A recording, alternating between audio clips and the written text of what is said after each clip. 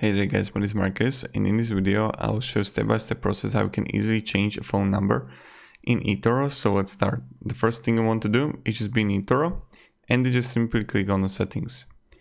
When you're going to be in settings,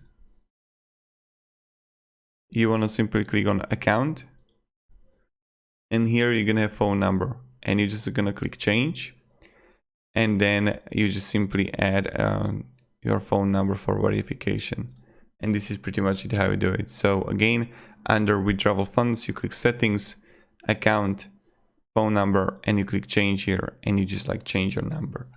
So thank you very much guys for watching, and have a great day and goodbye. See ya.